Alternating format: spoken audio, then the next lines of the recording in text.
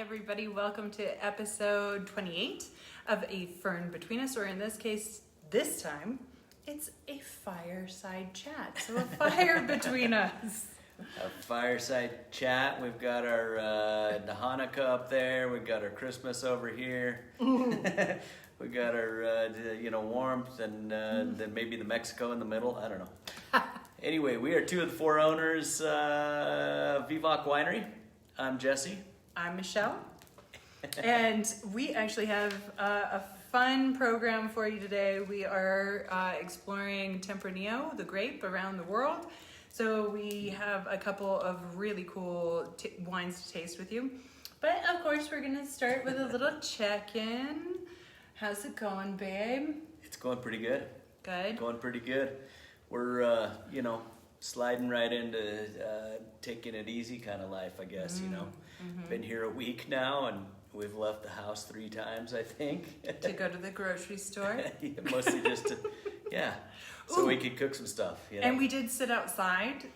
It was a beautiful day, so we sat outside today. Yeah. Definitely counts. It was warmer today, 10 degrees warmer than it had been, so that was great. Oh, it's beautiful. And, in the car. Yeah, I was gonna bring that up. Do you want to talk about our car is at the mechanics, which is a whole new wealth of problems trying to figure that out in another country. I burned out the clutch trying to back out of not a street. Almost went down a stairway. All right, so we have to back up. We have to back up. Yeah. So the house that we are staying in, unfortunately, the road that leads up to it that you would normally drive, it would be much easier to access if it was not under construction right now. However, we're trying to figure out our way. We were in a hurry last week, as you remember. We just dropped our bags and turned on the show. But we had a fun calamity of errors before that. So it's a tiny street, one way usually, and I didn't realize there was no exit because the map showed an exit. So I kept on going, and I end up at the top of a exit for feet stairway, and I'm like, that's not an exit. So I had to back out, and it was super steep, super narrow, and I burned out the clutch. It started smoking. It wasn't completely gone, so I was able to get around. We went to the grocery store a couple times, but we knew we had to have it looked at. And so we brought the Volkswagen because, there are lots of Volkswagens in Mexico. They've had them for years and years, dealerships, the whole nine. Mm-hmm.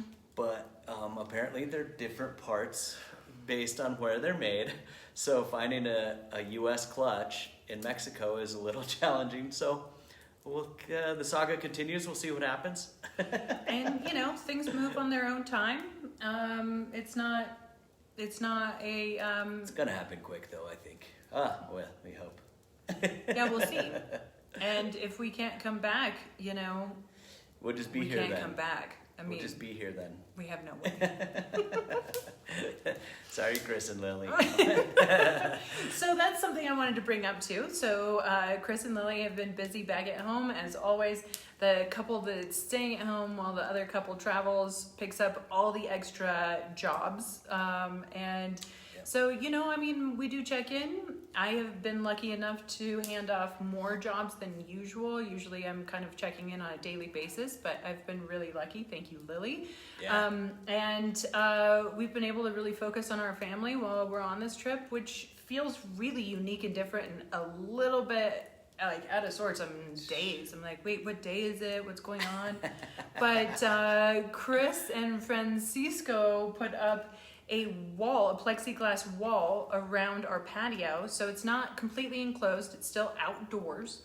But this absolutely good looking hopefully wall. And we're hoping it's a game changer. Keep the heat in a little better, keep the wind from blowing any amount of warm air out. The heaters are great, and so it's going to help. We're hoping this works. Lot. And yet you still get to see the beautiful view. So it's a real win-win to kind of help get us through. So we've got a couple tables out there. We are allowed to have a couple tables as per the red zone COVID warning. So if it's a little bit nice, if it's not super windy, I think you should be able to stay sort of warm on the patio now grab for a a glass blanket. of wine or and we have blankets now. Or do we have blankets? We don't. We don't. Bring your blanket. We used to, but somebody thought it was a really bad idea. Well, so I didn't know COVID was coming.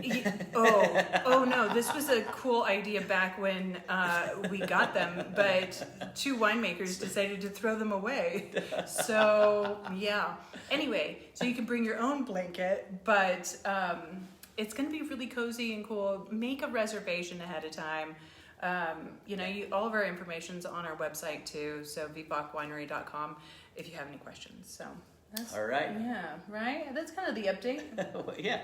What else do you got? All right, we're moving on to our tasting. So we are next to the fire, so we're trying to save the wines by putting them over here, so I'm sorry you can't see them.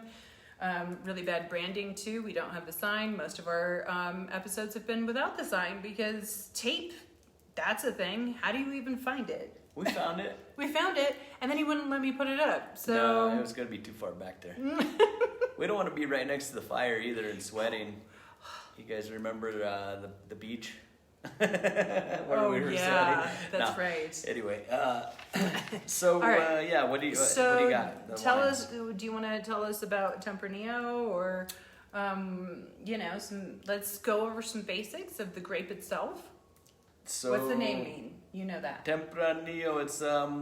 It's a grape that ripens early. Temprano means early. Tempranillo is a little grape, so it's kind of got a lot of skin, a lot of skin per juice. So it makes it super kind of dense, concentrated fruit in general. And it's one of the earlier grapes that ripens both for us and other people in other places. So it's really nice. One of my favorite wines. It's been grown obviously in Rioja and Ribera del Duero in Spain are the ones that made it super famous, but it does great in lots of regions, and all the New World regions that I know of have produced great ones. So in Spain they mostly use French oak, American oak, oddly, and we use French oak, so that's a little bit of a difference in ours. Today we're going to taste a Spanish one, an old world one. Did I say France? No, I said Spain. Okay. We're going to taste a Spanish one, a Mexican one, and ours. And they're all, just pre-smelling them, I didn't taste them, but pre-smelling them, they're all kind of similar in body style, but different in winemaking, and you can kind of tell that, so. Absolutely. And so we are actually going to start with the Rioja. And so we keep breaking glasses. We originally started with a couple of 3 specifically Riedel glasses that we like to taste out of, and we have pretty much broke them all. So we had to buy glasses. We're lucky enough that the shape was right. It's a little bit not quite exact, but that's this new glass here. Yeah, but it looks good. It does have a rim, but it's a small rim. It's better. Look at this crappy glass though that we're drinking out of on the side. This is like the bases are level. All right, so there's the bowls. You can see it's like the old school festival glass. It's what it is. It's not great. Absolutely, and we're trying to compare these 3 wines equally. We've also now broken some of the wine glasses that we bought too. So anyway, so the first one is, work with me when I say this, Marquise de Riscal. Marquez. Marquez is a common Spanish name in New Mexico as well. You should know this, babe. A pain in my butt. Right? Anyway. I think some of your friends have that last name, Come on. Anyway, lots of help over here.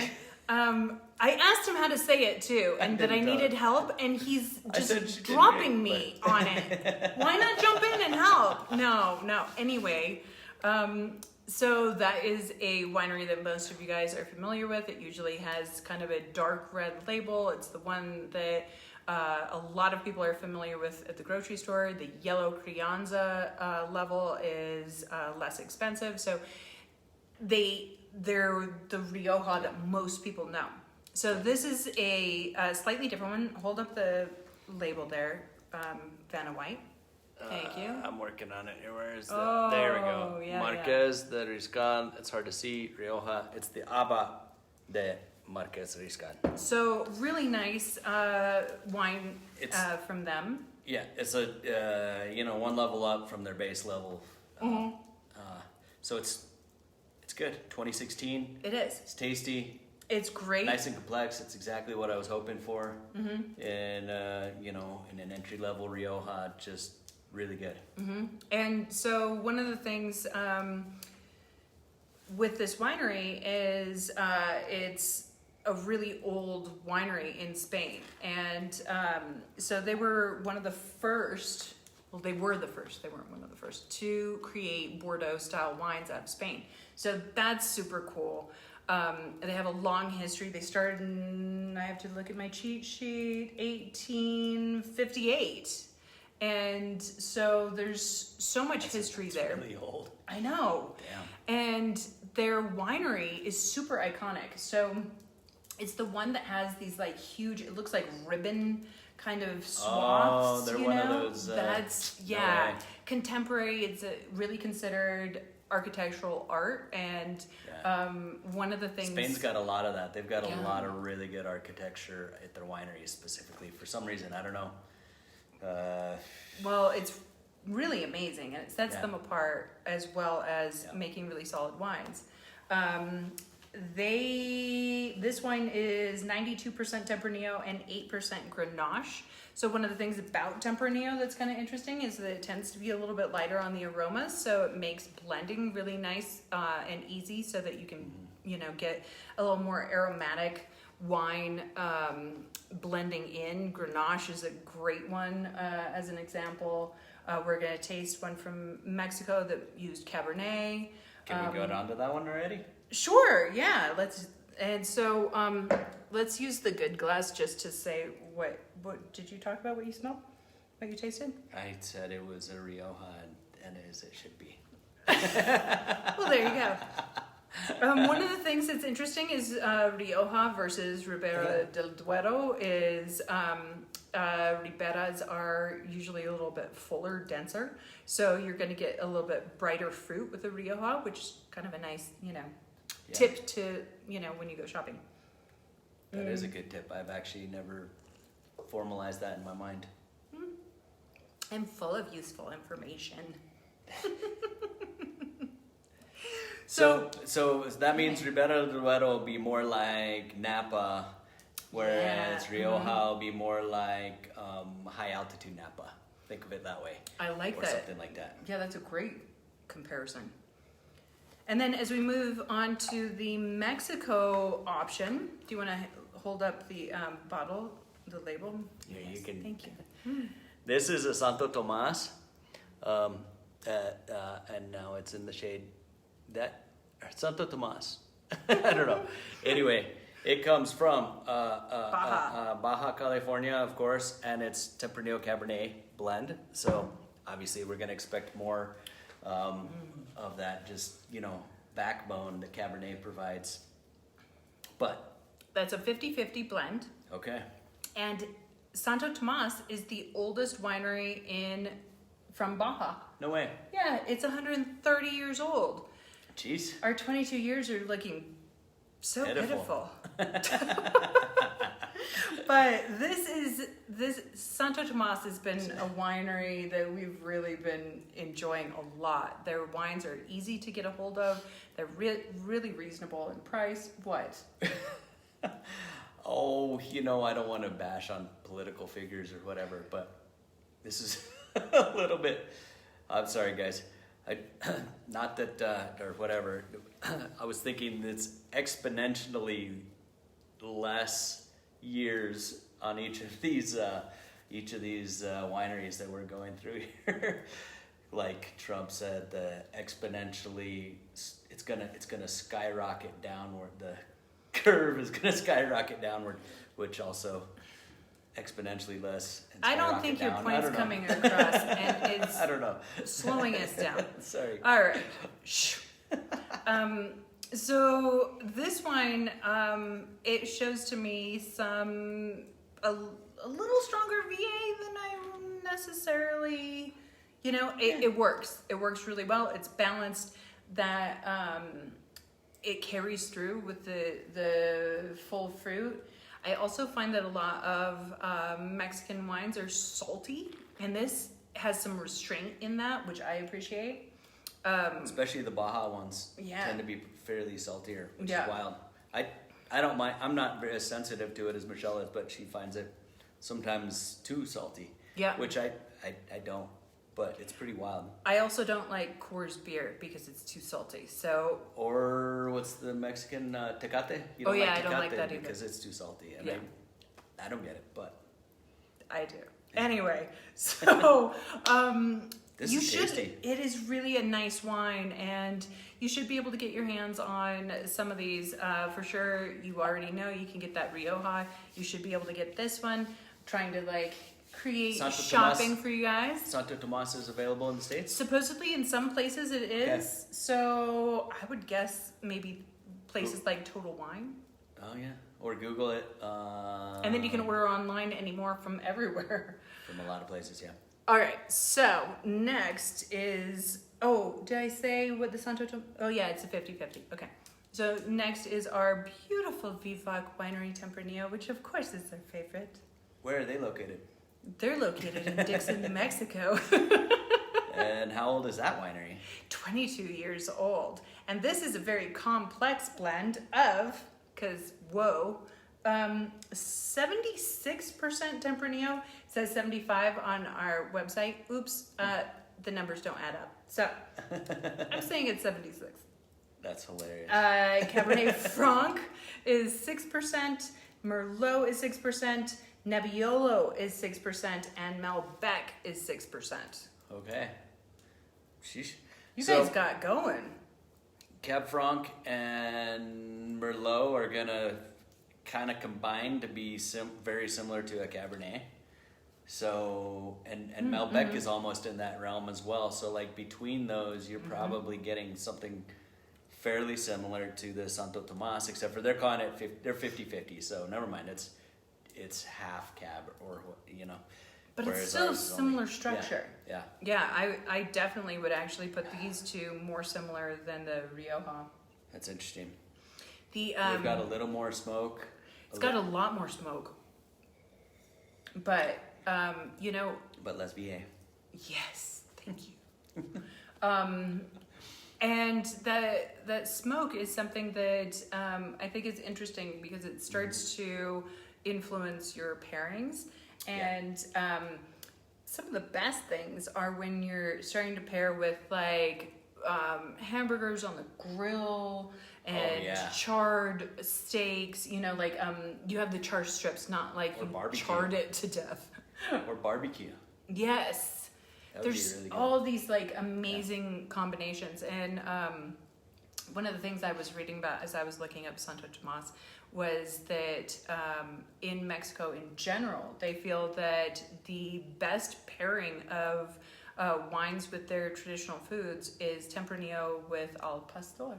Oh, no way. Cool. And tomorrow we're going to be taking a cooking class, us and our daughter, where it's a private class, COVID safe, we're wearing masks, we're staying distant, we're just going to be taught how to move around the marketplace and kitchens and fix up some amazing things, homemade tortillas, tacos with al pastor, and various salsas. So we're super excited about that. It's going to be amazing. Yeah, al pastor will be so al pastor, I believe, is we could tell you more about it next week, but it's, basically a beef,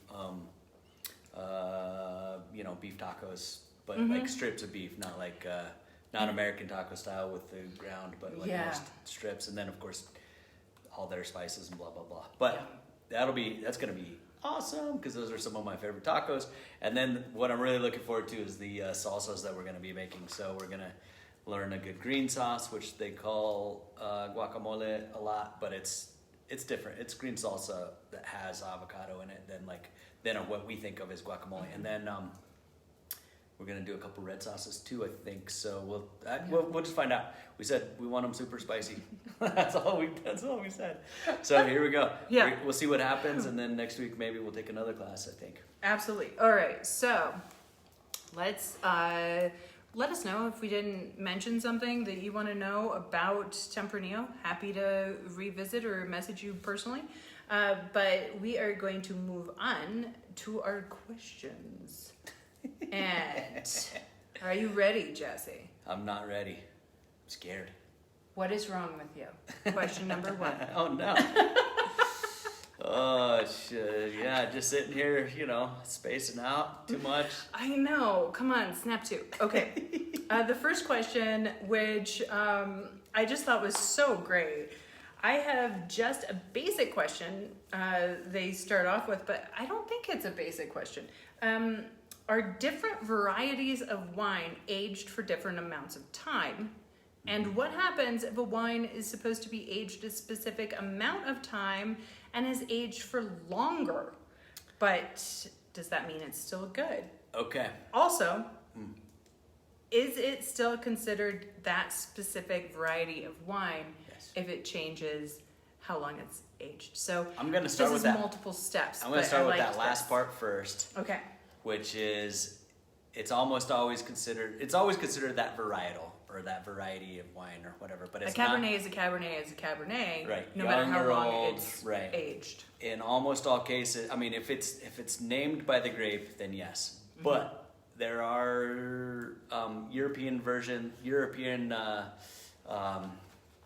classifications in some areas which draw the line at aged and a year's aged or whatever. So like we had, the difference between a Crianza, a Reserva, and a Gran Reserva. There you go. In Rioja. Exactly, and it's still a Rioja, which is named after the region, and it's always going to say it's made out of 93% Tempranillo and 7% Grenache or whatever this was, but they're not. They're not classified as the same if they've been aged longer. Although if they were, it matters when they were bottled. So if they were bottled as a Crianza, they will always be a Crianza. Whether or not you keep that bottle around for 20 years, it's a Crianza. It's an old Crianza and probably isn't ideal that way in theory. Although they can get better that way too. So the idea is that they're built specifically for aging. But exactly. I think the main thing to really highlight from what you just said to make sure that this person gets what they're looking for is that a varietal is Cabernet or Tempranillo or Pinot Noir, and it stays that grape because that's the bulk of the wine that it's it was like made. saying the word Granny Smith apple. It's never going to be a Red Delicious. It's always going to be a Granny even if Smith. it's made into an apple pie or applesauce or exactly. It's still a Granny Smith. Exactly. So hopefully that helps. I love that you asked this question though, because I think it's a complicated issue, the aging and how it works and what's a varietal. And I think it's important that we talk about those things. So I'm really glad that you asked that. And lots of varietals are made, depending on the region, depending on the winemaker, depending on everything. They're made to last or they're made to be drunk young. And so... You're made to be drunk young. Just because I was drunk young doesn't mean I was made to be drunk young. No. Just because I was drunk when Jane I was young. and Dick, I don't know. Did you make him to be drunk young? No. But and certain varietals will lend themselves to be better... more age-worthy, and other varietals not necessarily, but a lot of varietals that, I just read an article this week that talked about this very thing, where a lot of varietals that are considered lesser varietals or whatever, which is a total bogus term, those grapes never got the attention, or they were never built to age. Not because of the grape, but because of our concept of what was possible. Based on really old stuff, stodgy stuff that they set up 100, 200, 300 years ago. And some of these varietals, if we gave them proper attention, would last 30 years easily and be better for it, So that's pretty interesting. So don't don't draw too many lines that way. I think. You're getting pretty ahead of yourself Sorry. and complicated. Okay, sorry. So, if you really want to lecture on aging and varietals, let's set up a Zoom with Jesse. But let's move on. The second question is, I usually drink Malbecs. I'm not familiar with Tempranillo. How do I find one that I like? And what should I pair with a Tempranillo? So, do you want to take that one? Or do you want me to? You're just yappy yapperton. I can do it. I know the answer. Do you want it? Okay, go for it. What? Let's see what he says. My guess is you found Malbecs through South America, which most of us did.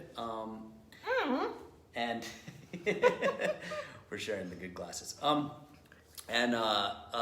Therefore, South American wines, the ones that were available back when, that are available to us mostly are kind of fruit forward style wines. Mm-hmm. So I would look for New World Tempranillos as well from similar regions. And I think you will be pleasantly surprised that they will taste, they'll be in the same wheelhouse as far as that goes. Mm-hmm. Do you want to handle the pairings?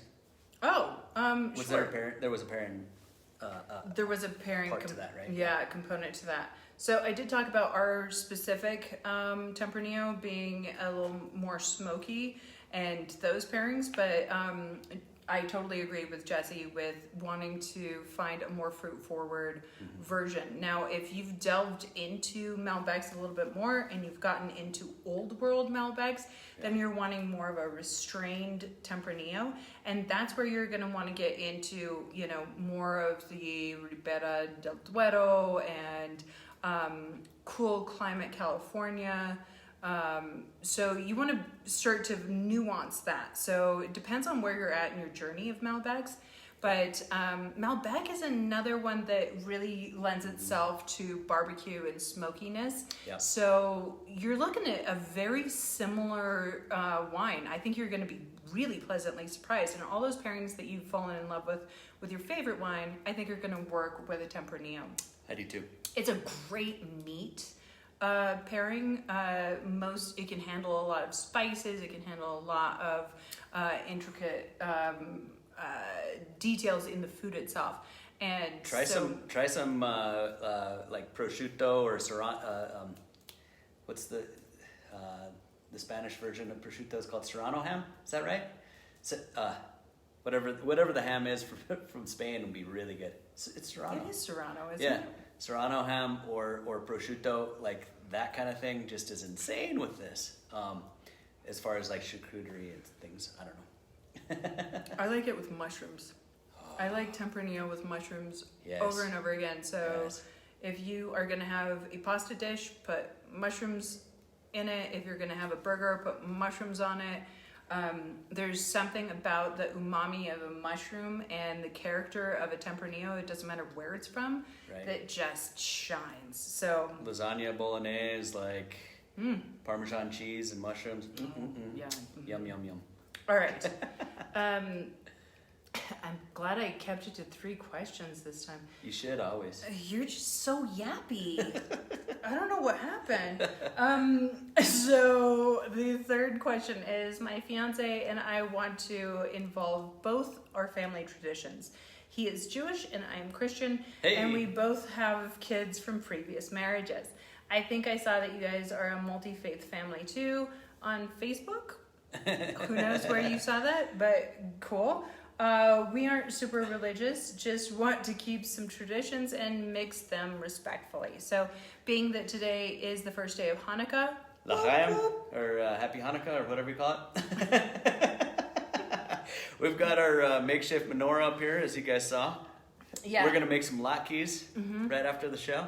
And so, I don't know that you'd call us mixed faith because we're atheists. Yeah, we're not faith at all, but we are support whatever you believe. We are multi-celebration. Yes. We totally do this. We're gonna actually have a Zoom here in a couple hours with some of our Jewish friends who are not My second family. who are also not all that faith. Most of them aren't very faith driven, but very Jewish culturally. And we're It's the idea of moving forward. I don't know. I'm sorry I invited him today. I don't know what happened. So what it is I think the idea of having some fun traditions. Speaking of Schreiber, Matt Schreiber just logged on. Hi! Happy Hanukkah, Matt. Okay, shh. God, can't get a word in edgewise with this guy. So I think it comes down to traditions and what works for both sides of the family, and it doesn't have to be hard lines, right? So growing up with the Schreibers. Would you say they're blurred lines? We should call Miley Cyrus. I'm gonna make you dance here in a second. So they did a great job of combining Hanukkah leading up to Christmas so that everybody in their family could celebrate, any way that was really important to them. So we, of course, we have a menorah at home. It's fun to light candles is kind of, that's the part that I really love. I love when Luke says the prayer. I love hearing it. I don't know that prayer, so we're skipping that. I love the foods. There's certain little things that add up. And then, Christmas, if you're doing Hanukkah leading up, of course, if you're doing little presents, you need to be aware that, how big were the little presents for your husband versus how big is Christmas? Because if you combine them, you're going to go broke. So you need to kind of make that equal. And I think that's something that is important. But also, they actually, they kind of marry beautifully if you're not offended by religious strife. I feel like... it's both are a celebration of lights and... I feel like... life. Christmas... there's all this like pent up anticipation with Christmas. Always has been in my life or whatever. Just I can't wait to get all the presents and see all the presents and do all the presents. I don't know. And it's all centered around the 2 or 3 days, right before and during. And Hanukkah, in the last like 3 or 4 years since we've been doing this as well, has kind of been like this like cool like not stress relief, but like. You get to like start actually celebrating rather than just having it all be pent up, like I was saying. Yeah, I don't know. I like Hanukkah if you're doing both. I do too. Well, obviously, but I think even though we are atheists, it does give a little bit of acknowledgement to my history, and I think that that's a nice thing to have, where you're just. Kind of thinking about traditions you want to keep and move forward, and you can make up your own. We're in 2020 and things are crazy. Who cares? Make up your own fun. And as you're bringing two families together, create some new traditions. Yeah, that seems like an opportunity for sure. Just to do your own deal. Yeah, especially since you mentioned that you aren't super religious. If that were a case, I think that we would be having a different conversation. But right, anyway, yes. And the thing that having both of them, it's just more days and more ability to open new bottles of wine. It's it's all just festive, and you get to like. Last year we did the last 2 years. I think I moved into or during the whole season. Yeah, I moved into the every night of Hanukkah. We got a surprise bottle of wine, and that was really, really fun.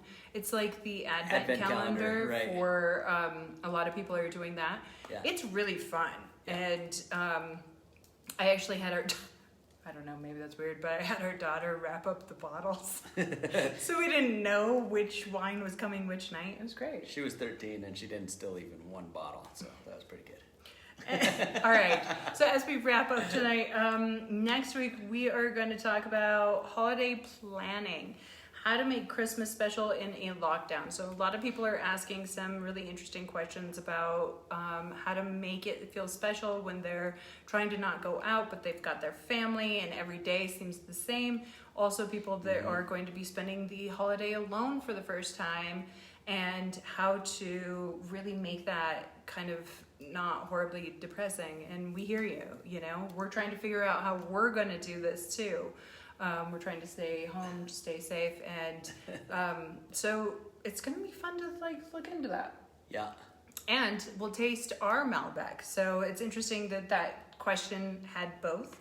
I think it'll be fun to taste our Malbec as well. So thank you guys so much for joining us. Any last words? Is L'chaim the right word? I don't even know. It is. L'chaim, happy Hanukkah, everybody. Yeah, that's not what that means. Being the first day of Hanukkah, awesome. Yes, cheers. We will see you next week. Thank you so much for tuning in.